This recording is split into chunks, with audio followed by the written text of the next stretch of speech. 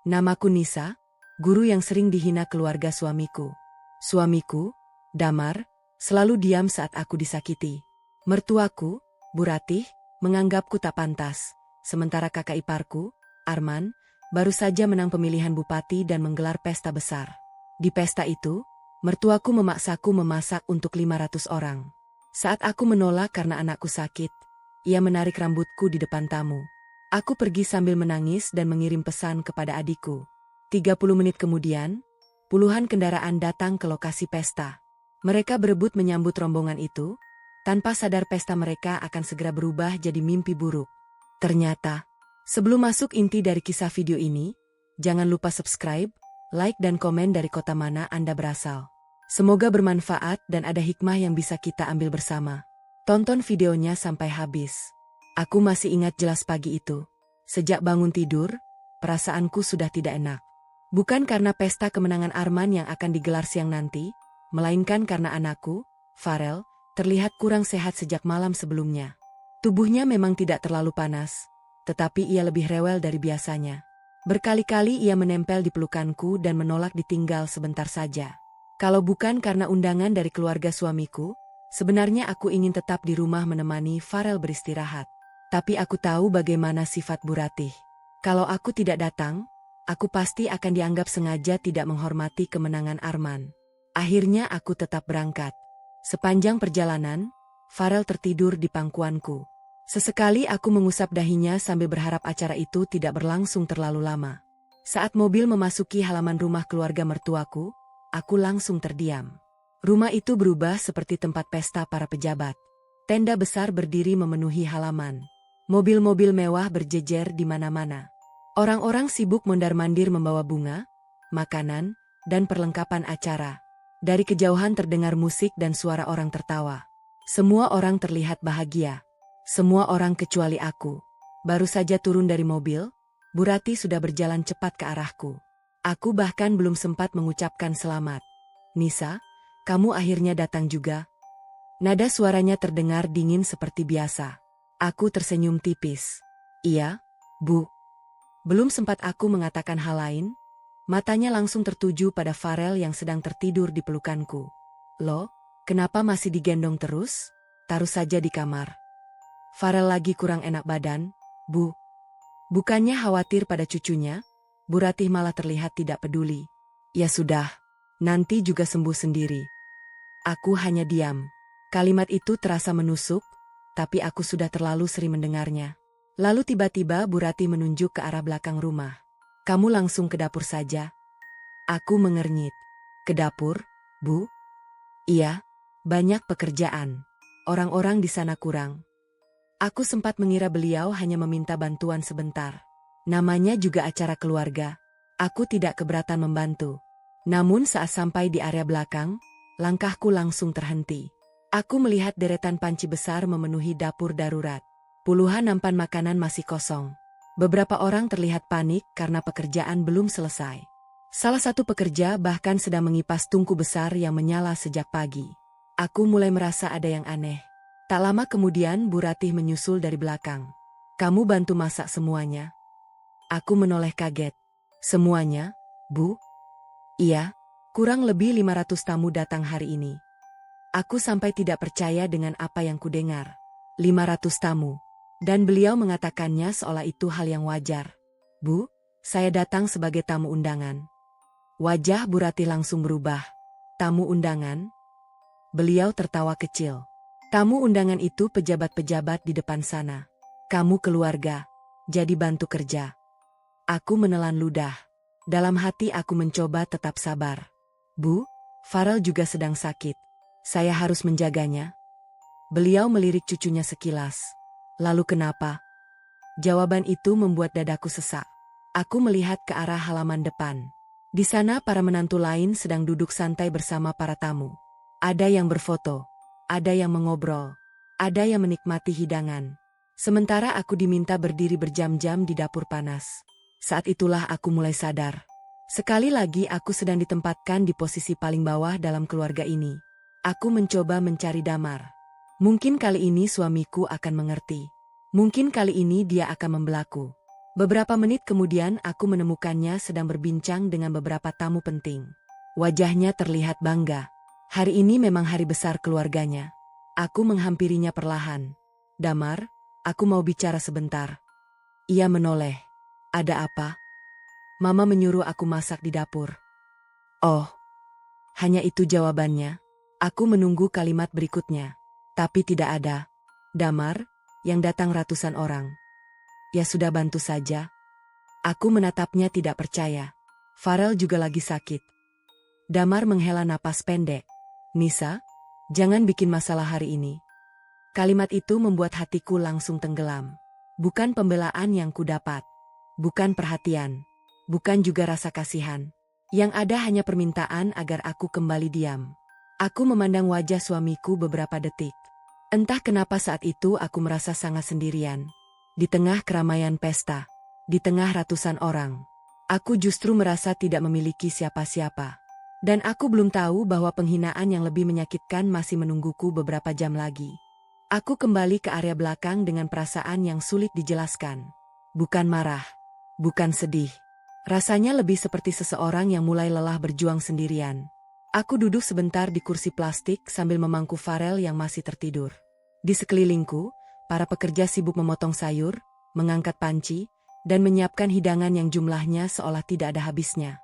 Seorang ibu yang bekerja di dapur menghampiriku. Wajahnya terlihat ramah. "Mbak, dari tadi saya lihat Mbak gendong anak terus." Aku tersenyum tipis. "Iya, Bu, lagi kurang sehat." Beliau mengangguk pelan. "Lalu kenapa Mbak disuruh bantu sebanyak ini?" Aku hanya tersenyum tanpa menjawab. Kadang rasa malu lebih menyakitkan daripada penghinaan itu sendiri. Beberapa saat kemudian, aku memutuskan membawa Farel ke salah satu kamar kosong agar ia bisa beristirahat lebih nyaman.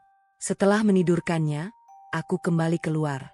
Aku berniat membantu seperlunya supaya acara cepat selesai dan aku bisa segera pulang. Namun semakin siang, permintaan yang datang justru semakin banyak. Awalnya hanya membantu menyusun makanan, lalu disuruh mengangkat nampan, kemudian mengantar minuman. Setelah itu membersihkan meja yang bahkan bukan tanggung jawabku. Setiap kali aku menyelesaikan satu pekerjaan, selalu ada pekerjaan baru yang menungguku, yang membuat hatiku semakin sakit. Semua perintah itu selalu datang dari keluarga sendiri. Tidak ada ucapan terima kasih. Tidak ada penghargaan. Seolah keberadaanku memang hanya untuk disuruh-suruh. Menjelang sore, para tamu penting mulai berdatangan. Mobil-mobil mewah terus memasuki halaman. Aku sempat melihat beberapa pejabat turun sambil disambut meriah. Arman berdiri di depan rumah dengan senyum lebar. Lampu kamera berkedip di mana-mana. Orang-orang berebut menyalaminya. Suasana begitu meriah. Sementara aku berdiri di belakang rumah dengan tangan pegal dan pakaian yang mulai basah oleh keringat. Saat itulah ponselku bergetar. Aku langsung mengambilnya. Ternyata pesan dari guru tempat Farel biasa bermain. Beliau hanya ingin menanyakan kondisi Farel karena beberapa hari sebelumnya anakku memang sempat batuk. Pesan itu sederhana, tapi entah kenapa membuat dadaku terasa hangat. Di tengah semua orang yang tidak peduli, ternyata masih ada yang bertanya kabar anakku. Aku membalas singkat lalu memasukkan ponsel kembali. Namun beberapa menit kemudian seorang sepupu Damar datang tergesa-gesa. "Nisa, cepat ke depan." "Ada apa?" "Kursi tamu kurang. Tante Ratih nyuruh kamu urus." Aku terdiam. Aku bahkan bukan panitia acara. Tetapi lagi-lagi aku yang dicari. Aku berjalan ke depan rumah. Di sana suasana jauh lebih ramai dibanding sebelumnya. Banyak tamu berdiri karena tempat duduk mulai penuh. Aku membantu memindahkan beberapa kursi kosong dari gudang ke halaman. Saat sedang mengangkat kursi terakhir, aku melihat sesuatu yang membuat langkahku berhenti. Di atas panggung, Arman sedang memberikan sambutan. Orang-orang bertepuk tangan meriah. Lalu satu persatu anggota keluarga dipanggil naik ke atas. Istri Arman, anak-anaknya, kerabat dekat. Bahkan beberapa sepupu ikut dipanggil. Aku memperhatikan dari kejauhan. Namaku tidak disebut. Tidak juga nama Damar. Apalagi Farel. Seolah kami tidak pernah ada. Padahal selama berbulan-bulan menjelang pemilihan, aku ikut membantu banyak hal. Aku yang sering menjaga anak-anak mereka ketika rapat keluarga. Aku yang beberapa kali meminjamkan tabungan saat kebutuhan mendadak muncul. Aku yang selalu datang ketika mereka membutuhkan bantuan. Tetapi saat hari kemenangan tiba, keberadaanku menghilang begitu saja. Untuk pertama kalinya, aku tidak merasa sedih. Aku justru merasa sangat bodoh. Bodoh karena terus berharap suatu hari mereka akan menerimaku. Bodoh karena terus berusaha menjadi menantu yang baik. Bodoh karena mengira kesabaran pasti akan dihargai. Aku menunduk pelan. Di kejauhan terdengar suara tawa dan tepuk tangan. Namun suara-suara itu terasa sangat jauh. Saat itulah Farel tiba-tiba menangis dari dalam rumah. Tangisnya keras. Jauh lebih keras dari sebelumnya. Aku langsung berlari masuk. Perasaanku mendadak tidak enak. Dan ternyata apa yang kulihat beberapa detik kemudian membuat jantungku langsung berdegup kencang. Aku berlari menuju kamar tempat Farel beristirahat. Tangisnya terdengar sampai ke lorong. Begitu membuka pintu, aku langsung menghampirinya. Wajah kecilnya merah karena terlalu lama menangis. Aku segera mengangkatnya ke pelukanku dan mengusap punggungnya perlahan. Sudah, nak, mama di sini. Butuh beberapa menit sampai tangisnya mulai mereda. Saat itulah aku menyadari ada sesuatu yang hilang. Selimut yang tadi kupakai untuk menutupi tubuhnya sudah tidak ada. Aku melihat ke atas tempat tidur, ke kursi, ke lemari. Tetap tidak ada. Padahal sebelum keluar, aku sengaja menyelimuti Farel karena pendingin ruangan di kamar itu cukup dingin. Tak lama kemudian seorang kerabat jauh keluarga Damar masuk ke kamar. Oh, kamu di sini ternyata. Aku menoleh. Tante, lihat selimut anak saya. Oh itu? Beliau menjawab santai. Saya pakai buat alas kota hadiah. Aku sempat terdiam beberapa detik. Alas kota hadiah? Iya, tadi butuh kain yang bersih. Beliau mengatakannya seolah tidak ada yang salah. Tidak ada permintaan maaf. Tidak ada rasa bersalah. Aku hanya menunduk sebentar. Entah kenapa, hal kecil itu terasa sangat menyakitkan. Bukan karena harga selimutnya, melainkan karena mereka bahkan tidak menghargai barang milik anakku. Aku memeluk Farel lebih erat. Saat itu aku sudah mengambil keputusan. Aku akan pulang. Aku tidak peduli lagi siapa yang marah. Aku tidak peduli lagi apa kata mereka. Anakku lebih penting daripada pesta ini. Aku keluar dari kamar dan berjalan menuju halaman depan. Suasana semakin ramai. Arman masih sibuk menerima ucapan selamat dari para tamu. Lampu kamera terus berkedip. Musik terdengar semakin keras. Semua orang terlihat bahagia. Tidak ada yang tahu aku sedang bersiap meninggalkan tempat itu. Aku baru beberapa langkah berjalan ketika suara Bu Ratih terdengar dari belakang. Nisa. Aku berhenti. Beliau berjalan cepat menghampiriku. Matanya langsung tertuju pada tas yang kubawa.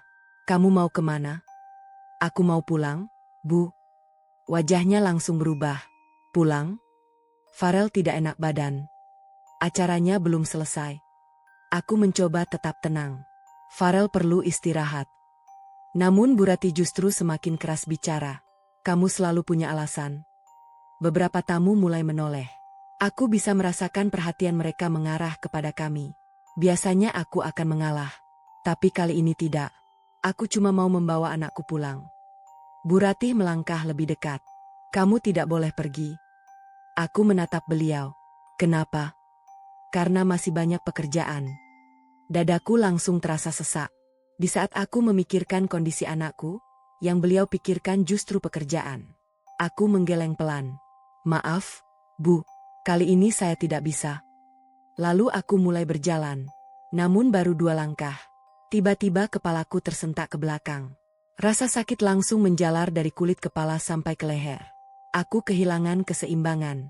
Farel yang ada di pelukanku langsung menangis ketakutan. Aku refleks berusaha melindunginya.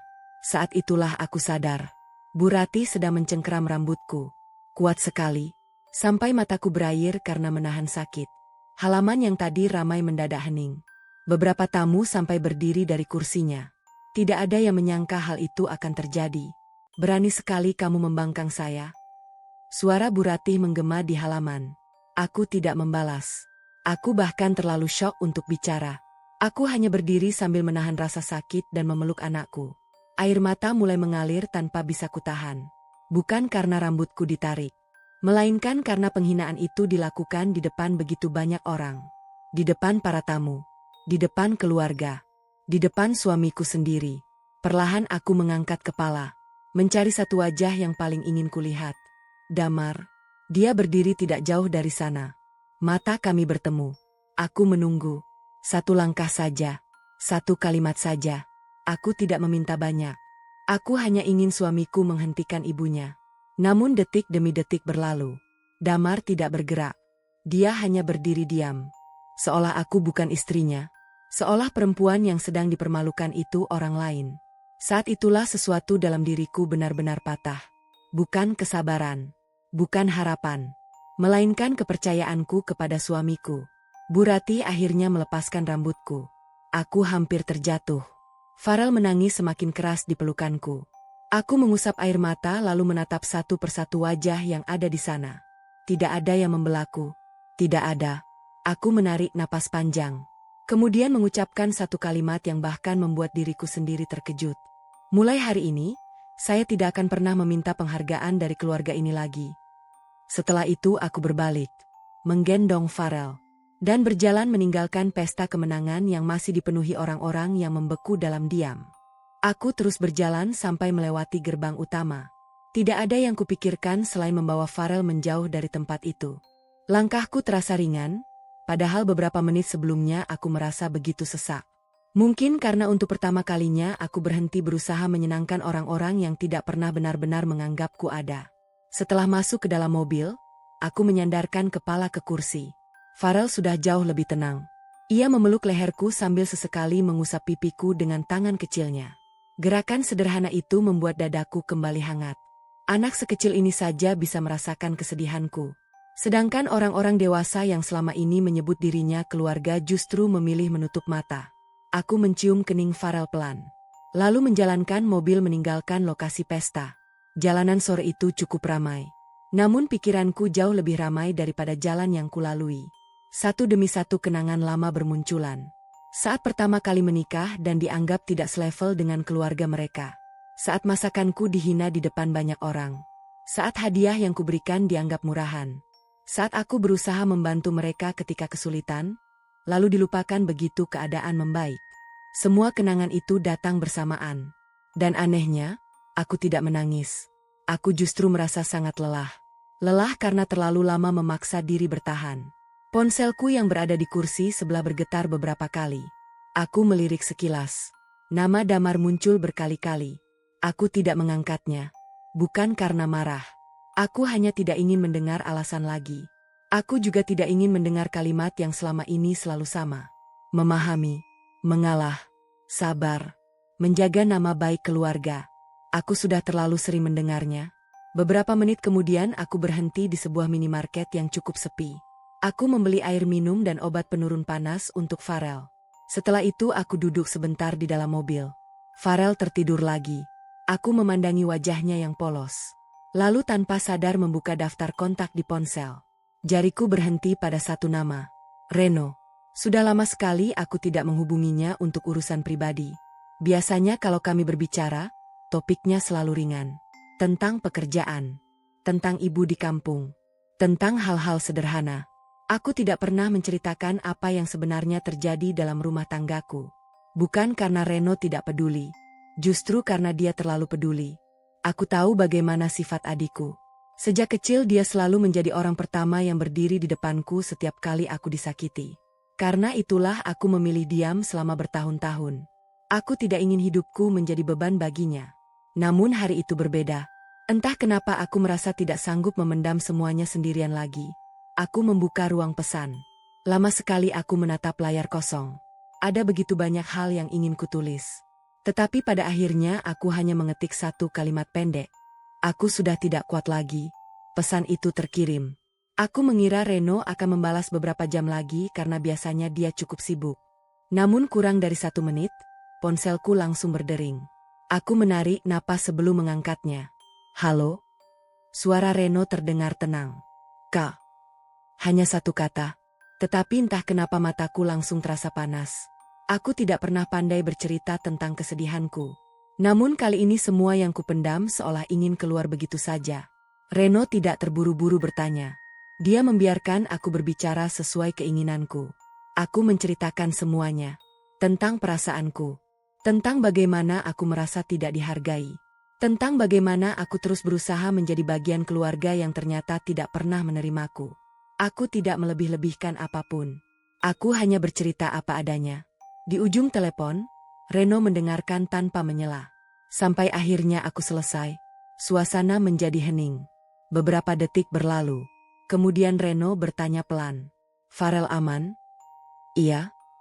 Kamu juga aman? Aku menatap jalan di depan kaca mobil. Lalu menjawab jujur. Aku tidak tahu. Kali ini Reno tidak langsung berbicara. Aku mendengar suara napasnya yang berat. Seolah dia sedang menahan sesuatu. Lalu dia berkata dengan suara yang sangat tenang. Tunggu sebentar. Ada apa? Aku sedang memastikan sesuatu. Aku mengernyit. Memastikan apa? Namun Reno tidak menjelaskan.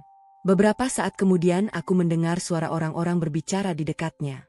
Ada langkah kaki. Ada suara pintu terbuka. Lalu suara mesin kendaraan. Semuanya terdengar samar. Aku mulai merasa ada sesuatu yang tidak biasa. Reno, kamu lagi di mana? Bukan itu yang penting sekarang. Jawaban itu membuatku semakin bingung. Untuk pertama kalinya sejak kami berbicara, nada suaranya berubah sedikit lebih dingin. Bukan dingin kepadaku, melainkan kepada seseorang yang sedang dia pikirkan. Kak. Iya? Selama ini kamu diam karena ingin menjaga keluargamu. Aku tidak menjawab. Karena itu memang benar. Lalu apa yang kamu dapat? Pertanyaan itu membuatku terdiam. Aku tidak menemukan jawabannya. Reno melanjutkan. Kamu tidak perlu menjelaskan apa-apa lagi. Lalu? Kali ini biar aku yang urus. Aku langsung duduk tegak. Maksudmu apa? Namun Reno tidak menjawab pertanyaanku. Dia hanya mengucapkan satu kalimat sebelum menutup telepon. Kalimat yang membuat jantungku berdetak lebih cepat. Sebentar lagi ada orang yang kehilangan pesta kemenangannya. Sambungan terputus. Aku memandang layar ponsel beberapa saat. Tidak mengerti apa yang sedang dilakukan adikku. Tetapi satu hal yang pasti. Untuk pertama kalinya setelah bertahun-tahun menahan semuanya sendirian, aku merasa tidak lagi menghadapi masalah ini seorang diri. Aku akhirnya tiba di rumah menjelang malam.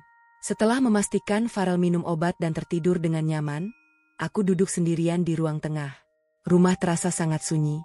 Mungkin karena sejak siang emosiku terkuras habis. Aku tidak menyalakan televisi. Tidak juga membuka media sosial. Aku hanya ingin menikmati ketenangan yang sudah lama tidak kurasakan. Namun ketenangan itu tidak bertahan lama. Ponselku kembali bergetar. Kali ini bukan telepon, melainkan pesan dari seseorang yang masih berada di lokasi pesta. Seorang sepupu jauh yang selama ini cukup baik kepadaku. Pesannya singkat. Nisa, di sini tiba-tiba ramai. Aku mengernyit. Ramai bagaimana? Belum sempat aku membalas, pesan kedua langsung masuk. Banyak kendaraan datang. Bukan tamu undangan. Aku langsung teringat ucapan Reno sebelum menutup telepon. Sebentar lagi ada orang yang kehilangan pesta kemenangannya. Entah kenapa jantungku mulai berdetak lebih cepat. Aku mencoba mengabaikannya. Mungkin itu hanya kebetulan. Mungkin memang ada tamu penting yang baru datang. Namun beberapa menit kemudian, pesan berikutnya kembali masuk. Kali ini lebih panjang. Orang-orang mulai bingung. Katanya ada pemeriksaan mendadak. Aku membaca pesan itu 2 kali. Pemeriksaan? Di pesta kemenangan? Aku belum sempat berpikir lebih jauh ketika ponselku berdering. Sepupu itu menelepon langsung. Begitu kuangkat, suara keributan langsung terdengar dari seberang sana. Nisa, kamu sudah pulang kan? Iya. Kamu tidak akan percaya apa yang terjadi di sini. Aku tidak menjawab. Aku memilih mendengarkan. Tadi semua masih biasa. Tiba-tiba banyak kendaraan masuk. Orang-orang turun membawa berkas. Sekarang tamu-tamu penting mulai terlihat tegang. Aku menatap kosong ke arah meja. Perasaanku mulai tidak enak. Bukan takut. Lebih tepatnya bingung. Karena aku merasa semua ini berkaitan dengan sesuatu yang belum ku ketahui. Arman bagaimana? Itu dia. Dari tadi wajahnya berubah terus. Aku terdiam. Selama mengenal Arman, aku jarang melihatnya gugup. Dia selalu percaya diri. Selalu merasa mampu mengendalikan keadaan. Karena itulah cerita dari sepupuku terdengar aneh. Siapa yang datang sebenarnya? Aku tidak tahu. Tapi katanya ada pejabat tinggi. Sambungan sempat terputus karena suara bising di lokasi. Beberapa saat kemudian telepon kembali tersambung. Lalu kalimat berikutnya membuatku ikut membeku. Nisa, ada satu orang yang baru turun dari mobil.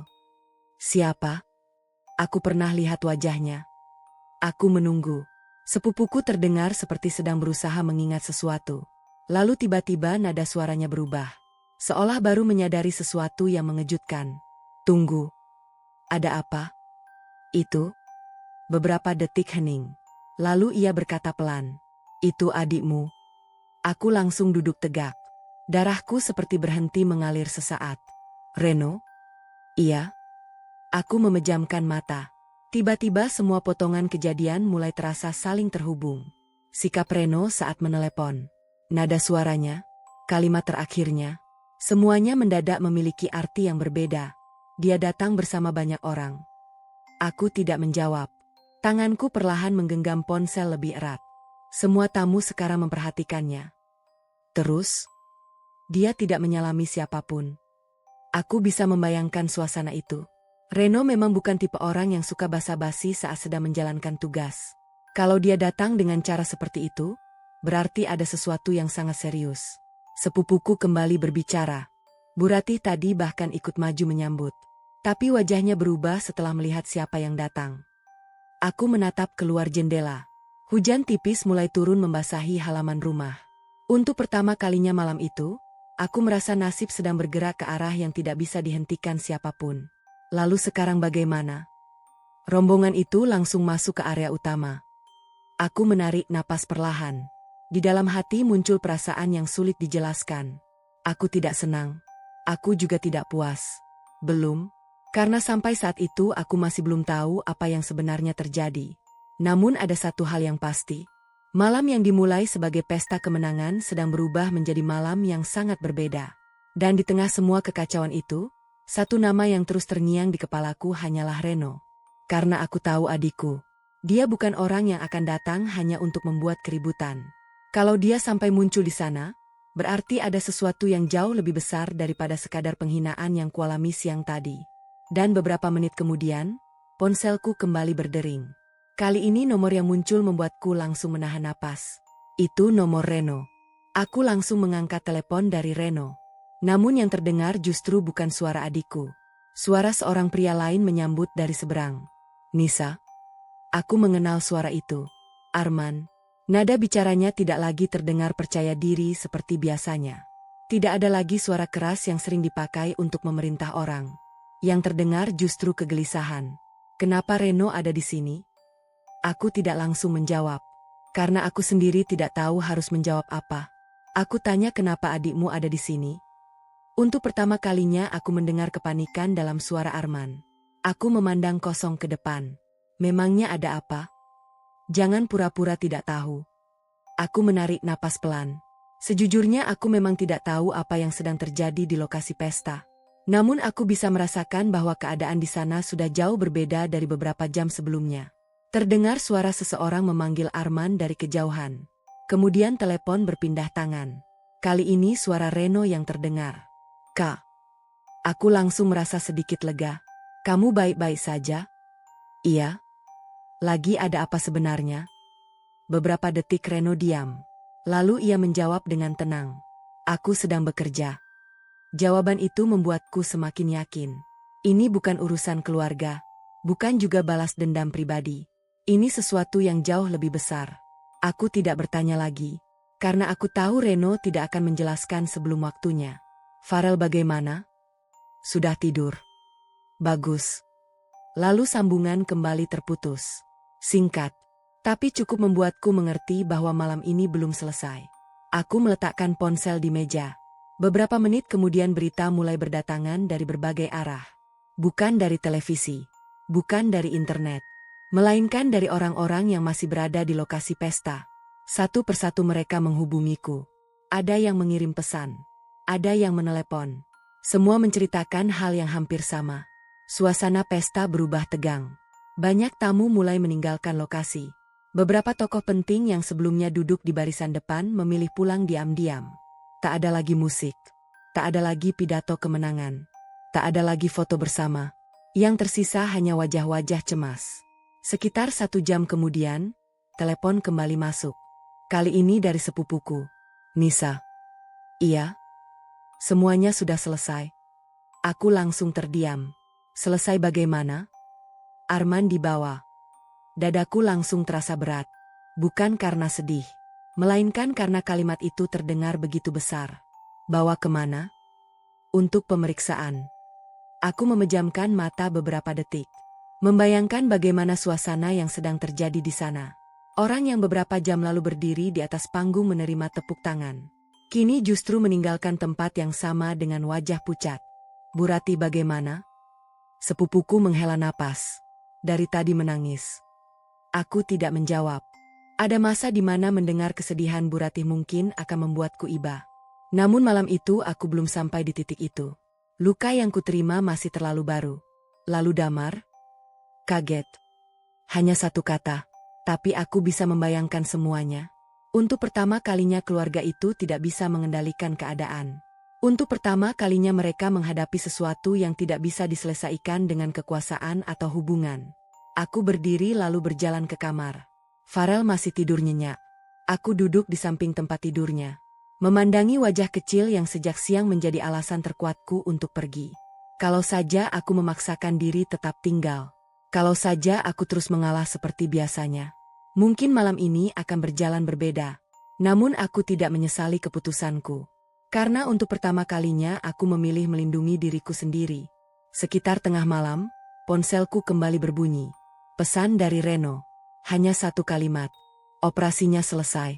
Aku membaca pesan itu beberapa kali. Lalu membalas singkat. Jaga kesehatanmu. Tidak lama kemudian balasan masuk. Kali ini lebih panjang. Aku tidak melakukan apapun untuk membalas perlakuan mereka kepadamu. Aku hanya melakukan pekerjaanku. Aku tersenyum tipis. Kalimat itu justru membuatku semakin bangga pada adikku. Karena apa yang terjadi malam ini bukan soal kemarahan. Bukan soal balas dendam.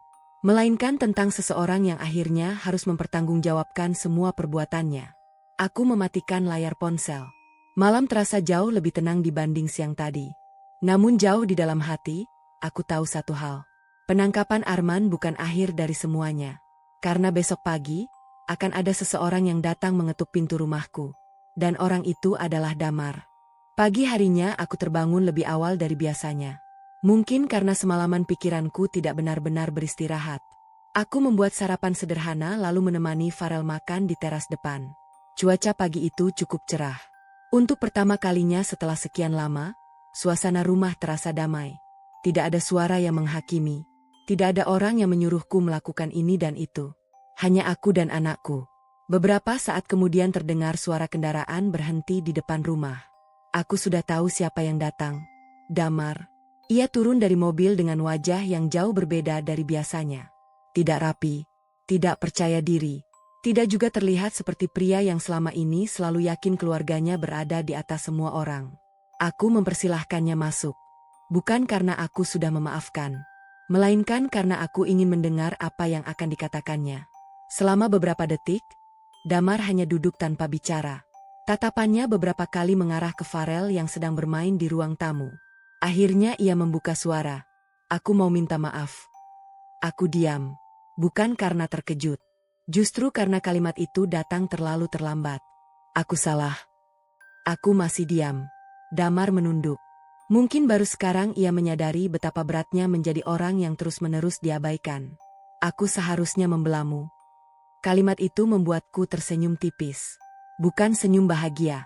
Melainkan senyum seseorang yang akhirnya mendengar pengakuan yang sudah lama ia tunggu. Namun anehnya, saat pengakuan itu akhirnya datang, rasanya tidak lagi berarti banyak. Aku menatap Damar dengan tenang. Mas. Iya. Aku sudah menunggu kalimat itu bertahun-tahun. Wajahnya langsung berubah. Karena ia tahu aku mengatakan yang sebenarnya. Kalimat itu seharusnya muncul saat aku dihina. Saat aku direndahkan. Saat aku diperlakukan tidak adil. Bukan setelah semuanya terlambat. Damar mengusap wajahnya perlahan. Matanya mulai memerah. Mama juga mau minta maaf. Aku menggeleng pelan. Tidak perlu. Tapi Mama menyesal. Aku menatap keluar jendela. Penyesalan memang sering datang belakangan. Sayangnya, luka tidak selalu ikut hilang bersamanya. Aku tidak membencinya. Damar terlihat sedikit lega. Namun aku melanjutkan kalimatku. Tapi aku juga tidak bisa berpura-pura semuanya baik-baik saja. Ruangan kembali hening. Beberapa menit kemudian Damar akhirnya pergi. Tidak ada pertengkaran. Tidak ada teriakan. Karena semuanya sudah terlalu jelas. Ada hal-hal yang rusak bukan karena satu kesalahan besar, melainkan karena ribuan kesalahan kecil yang dibiarkan terjadi selama bertahun-tahun. Hari-hari berikutnya berjalan cepat. Kasus Arman terus berkembang. Semakin banyak fakta yang terungkap. Nama-nama yang dulu selalu merasa kebal hukum mulai dipanggil satu persatu. Keluarga yang selama ini hidup dalam kemewahan mendadak harus menghadapi kenyataan yang berbeda. Rumah besar mereka tidak lagi dipenuhi tamu. Telepon yang biasanya ramai mulai sepi. Orang-orang yang dulu selalu mendekat perlahan menjauh. Sementara itu aku memilih fokus pada hidupku sendiri. Aku tidak mengikuti gosip. Aku juga tidak tertarik melihat mereka jatuh. Karena jujur saja, aku sudah terlalu lelah menyimpan rasa sakit. Aku ingin memulai sesuatu yang baru. Beberapa bulan kemudian Reno datang berkunjung. Seperti biasa, ia membawa banyak makanan untuk Farel. Kami mengobrol cukup lama di teras rumah. Sampai akhirnya Reno mengeluarkan sebuah map dari tasnya. Apa ini? Buka saja. Aku membukanya perlahan. Mataku langsung membesar. Di dalamnya terdapat dokumen pendirian sebuah sekolah belajar gratis untuk anak-anak dari keluarga kurang mampu. Aku menatap Reno bingung. Ini apa? Kado. Kado? Reno tersenyum. Dulu ayah selalu bilang kalau Kak Nisa paling cocok jadi guru. Aku langsung terdiam. Sudah lama sekali tidak ada yang menyebut ayah. Jadi sekarang waktunya mewujudkan cita-cita itu. Mataku mulai terasa hangat. Selama ini aku selalu sibuk bertahan dari masalah. Sampai lupa bahwa aku juga memiliki impian. Beberapa bulan setelah itu, sekolah kecil tersebut resmi dibuka. Memang tidak besar, tidak mewah. Namun setiap pagi halaman sekolah dipenuhi anak-anak yang datang dengan wajah ceria. Aku mengenal mereka satu persatu. Aku mengajar mereka membaca, mengajar mereka menulis. Dan setiap kali melihat mereka tersenyum, aku merasa hidupku kembali memiliki arti. Suatu sore, saat kegiatan belajar selesai, aku berdiri di depan gerbang sekolah. Farel berlari-lari kecil di halaman sambil tertawa. Angin sore berembus pelan. Aku memandang langit yang mulai berubah warna. Lalu tanpa sadar tersenyum. Aku pernah kehilangan penghargaan dari sebuah keluarga. Aku pernah dipermalukan di depan banyak orang. Aku pernah dianggap tidak berharga. Tetapi semua itu justru membawaku ke tempat ini. Tempat di mana aku tidak perlu membuktikan apapun kepada siapapun.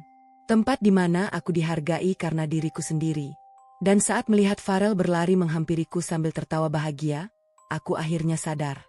Kemenangan terbesar dalam hidupku bukan saat orang-orang yang menyakitiku menerima akibat dari perbuatannya. Melainkan saat aku berhasil membangun kehidupan yang jauh lebih baik tanpa mereka.